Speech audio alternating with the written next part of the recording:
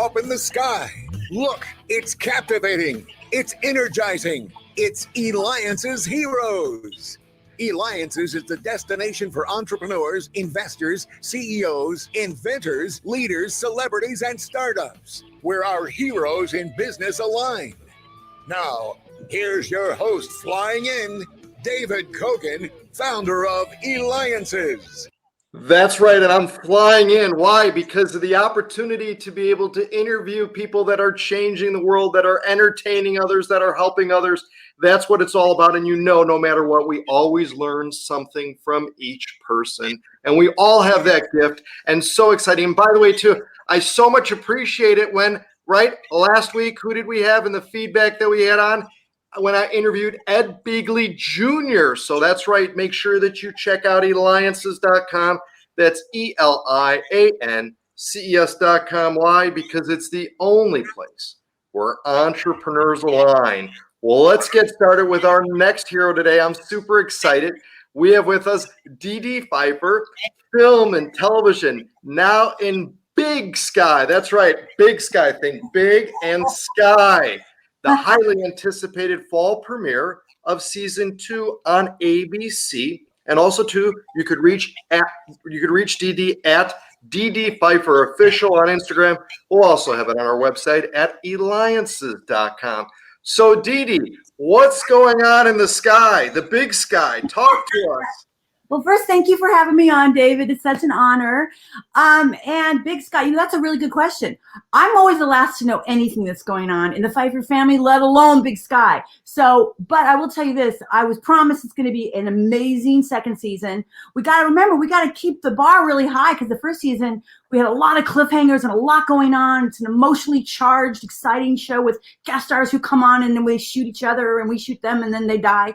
And then we start it all over again. I think it's going to be a lot more of that, but a little bit deeper, a little richer maybe. Getting to know the characters a little bit more maybe, I think. And talk to us too, because some people may not know a little bit about the background of Big Sky and what it's about. So for those that may not know, can you just do a brief summary of it? First, I'm fixing myself because I'm moving because I have to go to Albuquerque because we're filming the second season of Big Sky in New Mexico. Right. This last year we were in Canada and now I'm in LA and I'm packing. So Big Sky is a detective, two gals. The way they meet is, the way they work together and they had this mutual guy situation. And anyways, long story short, they turn to be these amazing detectives. They run after the bad guys run after them. You meet up with some crazy characters in the bowels and the hills of Montana, textured characters. And put it this way, you watch the pilot and we show you exactly how we play in Big Sky. Nobody is safe. That's really the bottom line. Even Denise, my character, even I'm not safe. It doesn't matter who my brother-in-law is. It only makes ratings to kill me. You know what? In fact, let's talk about it. Who is your brother-in-law? Oh, last time I checked, it was David E. Kelly. He's the creator, writer, show. He's actually was a showrunner. Now we have Elwood, but David is my brother-in-law, and first time we're working together, so that's interesting. It's just like crazy weird because he's my brother-in-law. We go fishing and during Thanksgiving. Right. So yeah, how is the dynamics there? Did you have to audition for it? Well, actually, I was finishing my last year of a 10-year, it's supposed to have been a 4-year degree. I went for my master's of social work, bachelor's in psych. I was finishing my last year. It took me 10 years, David. Oh my God, I had no idea what I was doing the whole academic time. And he texted me out of nowhere saying, hey, I have this role for you. Are you still acting? And I was like, huh? First of all, he never texts me. I didn't know he had my number. I only see him on holidays. So I was like, oh my God. Yes, the answer was, of course, yes, EEEESSS. Because really, I was about to graduate and launch into the world as a social worker, and I had no idea how I was going to financially support my boys on that salary in LA. So that was a lifeline that he had no idea. He threw me big time. So yeah. Because that's the thing. You took off 10 years off from acting. Yeah. What made you just at that point decide to leave and go and get your education? Well, really, I never wanted an education. I just wanted to help people on a larger level than just all the volunteer work that I did. I also was a little frustrated with the industry at that time. I felt like it wasn't very kind to women, in the sense that, guys could grow old and get all like chubby and gray and wrinkles, and they were somehow sexier and more employable, if that's even a word. And we tried that shit, and we were like in the unemployment line, right? And I'm raising two boys on my own, thinking, what kind of message am I sending to them? So there was that. I also started really noticing a lot of social welfare issues that were really bothering me. And I've always really cared about people and animals and just love and light in general. So I thought I would take a break and go get one of those things called a degree, not having a clue that I had learning disabilities. I didn't know what I was doing. So 10 years later, I got a degree. Wow. Yeah. And then you end up again getting a text from your brother-in-law, and so who would have ever thought? Who would have ever known? I mean, you couldn't have predicted this was going to happen. No, not in 1,000 years. Like, it was just, and I called my sister Shell, and I was like, David, I think he just offered me a role. Which, by the way, let me back up a minute. I did have to read for the network and the producers and the casting director because no one had seen me in 10 years, right? So I kind of like I disappeared, and I was and I went the community college route, by the way, which is fantastic. I love myself some community colleges. They really helped me. Every single producer, professors, who now producers, then professors. And she was like, I know. And I wanted to tell you about a month ago, but I couldn't. And so it was just really exciting. I think that the Mother Earth just shifted to kind of say, let's help this mama out a little bit. And it really, really did. Yeah.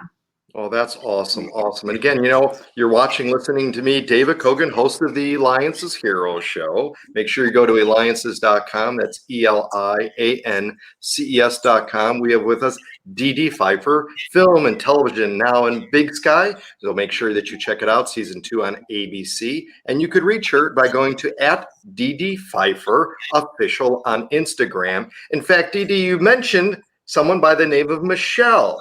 Yeah. Michelle Pfeiffer. What's the relation there? Last time I checked, she was my sister. And we were talking about hair color because I just went really red. And yeah, she's my sister. Now, Dedee, you've been involved in TV and film. In fact, you were with Falling Down with Michael Douglas? Okay, yeah. Yeah, right. That was a crazy story. David, I went to go read for Joel Schumacher for a series called Malibu 2000. He really liked me, and I didn't get it because this girl named Drew Barrymore got it at the time. Drew, Patricia Arquette, all of those chicks were always getting roles over me. So he said, listen, you're not going to get this role, but I'm going to give you the small role in this film I'm doing. I think you could probably do something fun with it. And I was like, okay. So when I realized it was with Michael Douglas and Robert Duvall and all these amazing actors, Robert Hershey, I was like, oh my God. And then I went to the wardrobe fittings. I had it scored. I was going to be this sexy whammy burger girl who's waiting for her Clyde. And she thought she was Bonnie. She's waiting for Clyde. And I went to the wardrobe fitting. They put this hamburger on my head. What?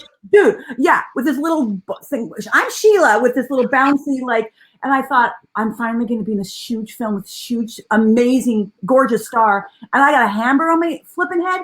So coming from the way that I was taught how to act, I was like, ooh, I'm going to work that hamburger on my head like no one's ever seen before.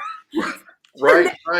Really crazy, fun scene because of the way I was taught how to act. There's no such thing as a small role, only small actors. So I really filled her up with a lot of internal work where she was just Bonnie and frustrated and thought she was all that in a bag of chips. And then when Michael comes in with a gun, she's like, ah, my hero.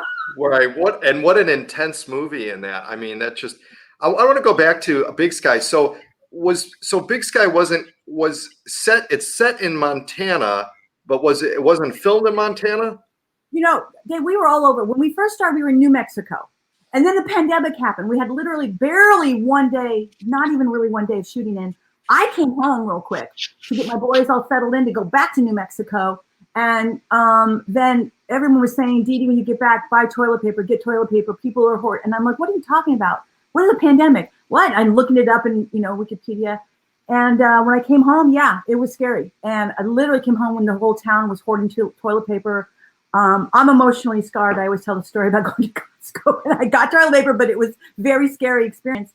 And we shut down. Bam, everyone went home. And then we, like everybody else, we went into lockdown. Then when we resurfaced, we went to Canada, did our whole season there, which was very interesting shooting with the pandemic. It was a completely different way of shooting, Then we came home now, have a little rest, and now we're going back to New Mexico. So Big Sky is a journey just to watch the show, and the making of Big Sky has been a journey.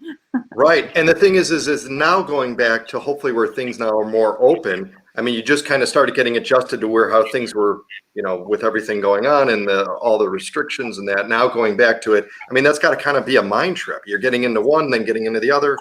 It's crazy because everyone's, how was it to work with so-and-so or so-and-so? And I'm like, I'll be honest with you, unless they were in the scene with me, I never met them.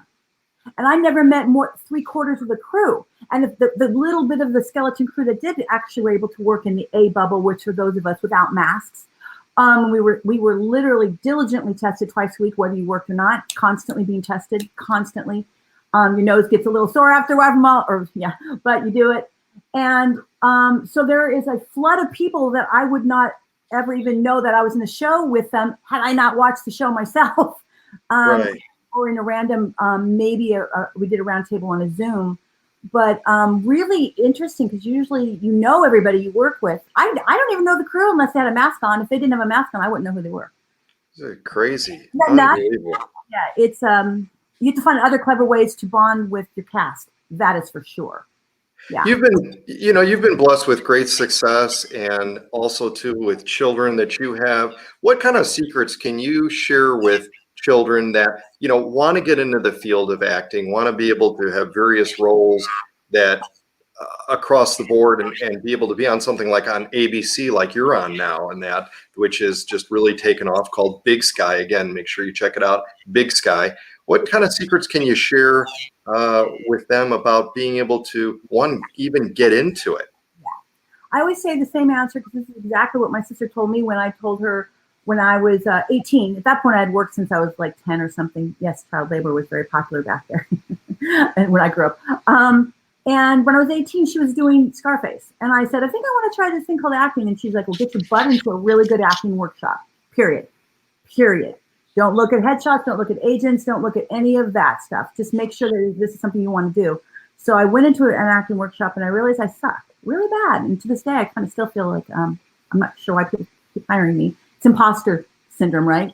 But the one thing I did was I studied for 2 years before I even looked for an agent and got a headshot. I think I would recommend that. And if you don't have the money for a workshop, then I would go to a community college. Just see if acting itself is something you're passionate about.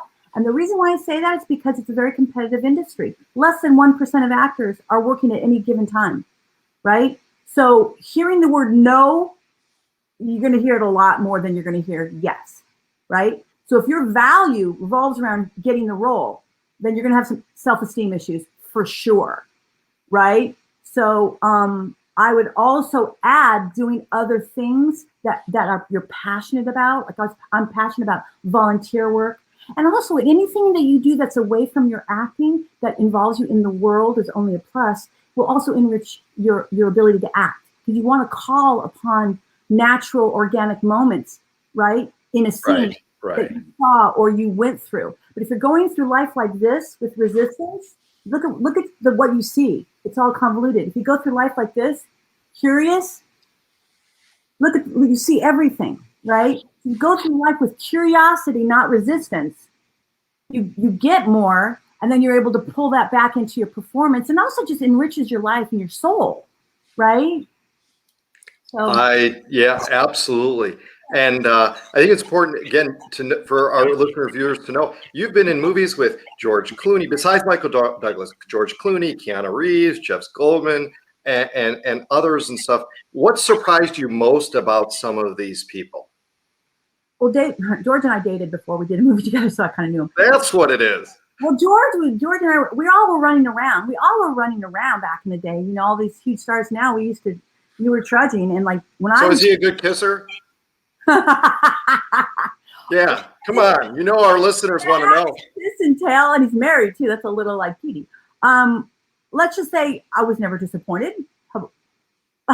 Fair enough. No, George is great. I can't say enough really good things about George. Yeah, he's a fantastic man. And I'm sure he's going to be a fantastic father now because I hear he's got kids. Oh my God, what was the question? I just had a total brain fart. What surprised you most about maybe one in particular or about them?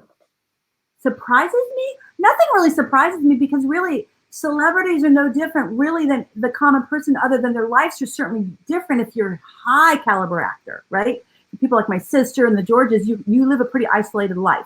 When you go out, your life is now people are micromanaging every single thing you do. So you either become very aware of that and you start changing your persona, right? You put out who you want them to see versus maybe who you are, a little more self-conscious. But otherwise, I'd say everyone I worked with, they're just people with the same problems we do. There's just everything is out there for everybody to see, judge, be either jealous of or envious of or hate them for their politics or whatever. I don't, yeah. Right. That's why I just try to stay in my lane, Right. Well, awesome advice, awesome and stuff and everything. And I got to tell you, Dedee Pfeiffer, you're an inspiration to women in Hollywood and entertainment. That's a hero making the mark. Check her out in Big Sky on ABC. Big Sky, and you can reach her directly on Instagram by going to @Dedee Pfeiffer Official. This has been David Kogan with the Eliances Hero Show. Woo!